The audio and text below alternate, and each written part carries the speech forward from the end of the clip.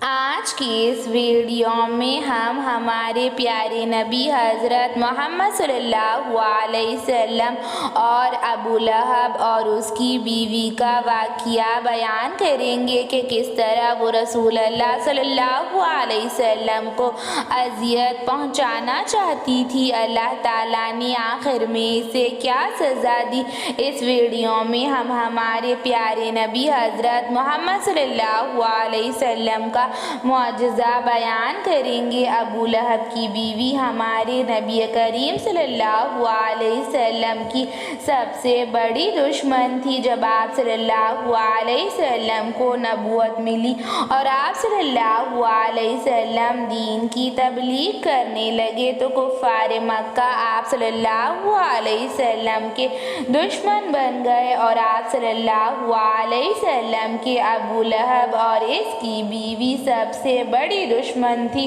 ابو لہب جو آپ صلی اللہ علیہ وسلم کا حقیقی چچا تھا، اور اس کی بیوی آپ صلی اللہ علیہ وسلم کی حقیقی چچی تھی، اور ہمیشہ ہمارے نبی کریم صلی اللہ علیہ وسلم کو تکلیفیں دینے کی کوشش کرتے رہتے تھے۔ ابو لہب اور اس کی بیوی ام جمیل آپ صلی اللہ علیہ وسلم کی حقیقی چچا اور چچی تھے، مگر آپ صلی اللہ علیہ وسلم کے سب سے بڑے دشمن تھے۔ جب ہمارے پیارے نبی حضرت محمد صلی اللہ علیہ وسلم نے دین کی دعوت دینے کا آغاز کیا، اور آپ صلی اللہ علیہ وسلم جب دین کی دعوت دینے کے لیے راستے پر سے گزرتے، ابو لہب کی بیوی کی حسد کا یہ عالم تھا کہ وہ جنگل میں چلی جاتی اور جنگل میں سے چن چن کر کانٹے لاتی اور ہمارے نبی کریم صلی اللہ علیہ وسلم کے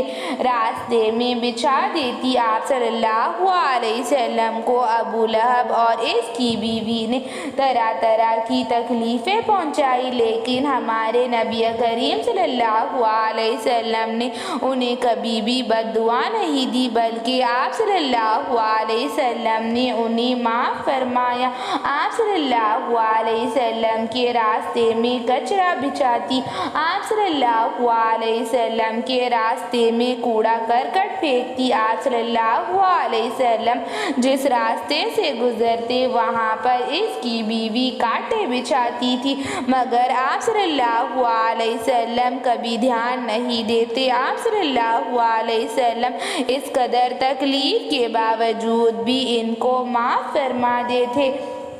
ایک مرتبہ ابو لہب نے آپ صلی اللہ علیہ وسلم کی شان میں گستاخی کی اور آپ صلی اللہ علیہ وسلم کے ساتھ بے حد برا برتاؤ کیا، اور آپ صلی اللہ علیہ وسلم کے چہرے مبارک پر تھوکا، اور اس کے بیٹے نے آپ صلی اللہ علیہ وسلم کا پیرہن کو پھاڑ ڈالا۔ اس وجہ سے آپ صلی اللہ علیہ وسلم کے نازک دل کو بڑی ٹھیس پہنچی، اور آپ صلی اللہ علیہ وسلم کو اس کی بدتمیزی سے نہایتی صدمہ پہنچا، اور آپ صلی اللہ علیہ وسلم بڑے غمگین ہو گئے۔ تو ہمارے پیارے نبی حضرت محمد صلی اللہ علیہ وسلم اللہ کے محبوب کی توہین پر اللہ تعالیٰ کو جلال آیا، اور پھر اللہ تعالیٰ نے وحی نازل فرمائی، اور اللہ تعالیٰ نے سورہ لہب نازل فرمائی، جس کا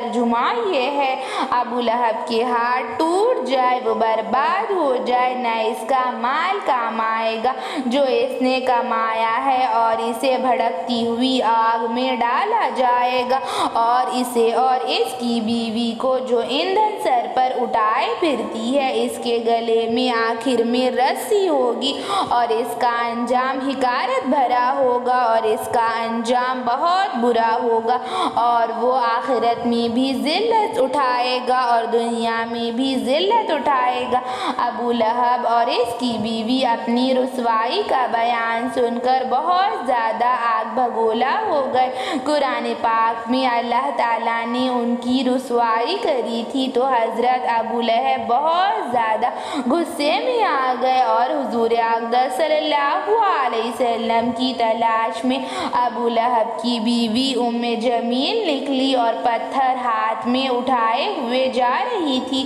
اور کہتی جا رہی تھی کہ ہم محمد صلی اللہ علیہ وسلم کا انکار کرتے ہیں، ان کے دین کو ہم حقارت کی نظر سے دیکھتے ہیں، ہم ان کے دین کو جھٹلاتے ہیں، ہم ان کو سچا نہیں مانتے، یہ جھوٹے ہیں۔ اس وقت ہمارے نبی کریم صلی اللہ علیہ وسلم بیت اللہ میں تشریف فرما تھے اور آپ صلی اللہ علیہ وسلم کے ساتھ ام المؤمنین حضرت ابوبکر صدیق رضی اللہ تعالی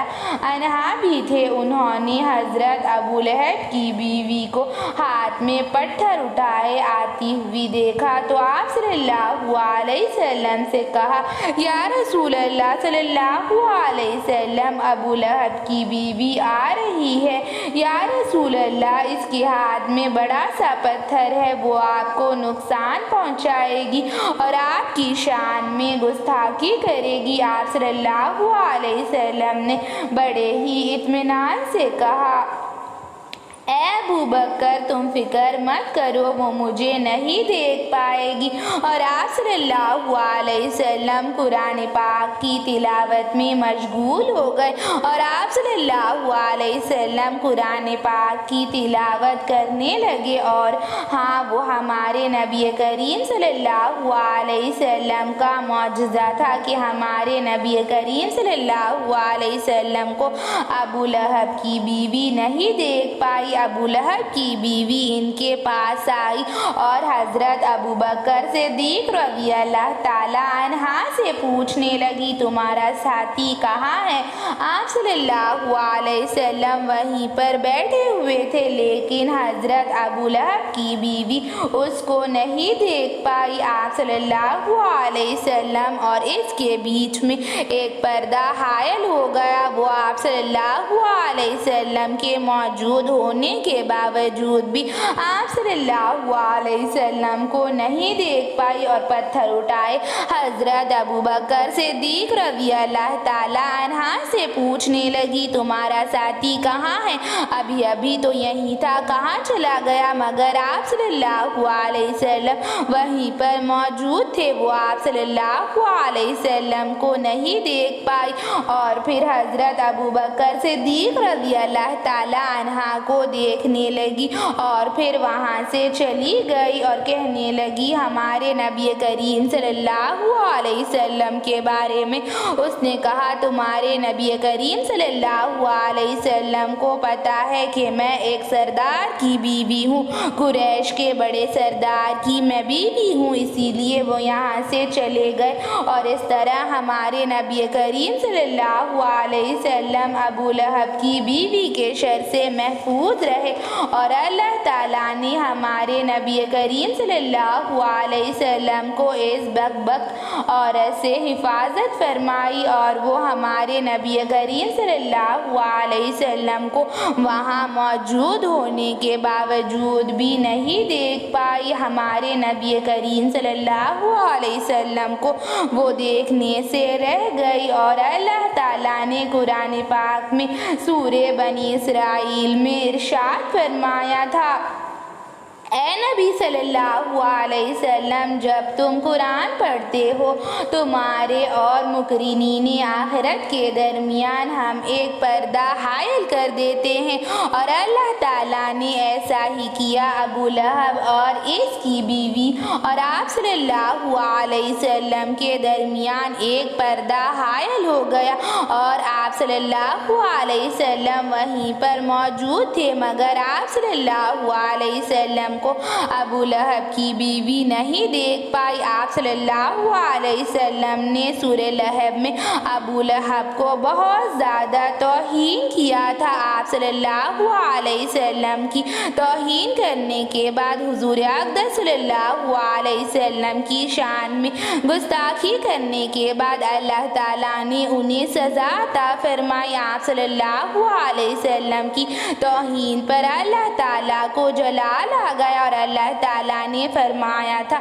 کہ ابو لہب دنیا اور آخرت میں ذلت اٹھائے گا۔ آج ابو لہب کا گھر جہاں موجود ہے، اگر ہم عرب میں جائیں گے تو عرب کے لوگوں نے وہاں بیت الخلا بنائی ہوئی ہے۔ ابو لہب دنیا اور آخرت دونوں مقامات پر ذلت اور رسوائی اٹھائے گا۔ یہ ہمارے نبی کریم صلی اللہ علیہ وسلم کا بیان تھا۔ ایسی ہی اسلامک ویڈیوز کے لیے، اسلامک معلومات کے لیے چینل کو سبسکرائب کریں، لائک اور شیئر بھی ضرور کریں۔ Thank you.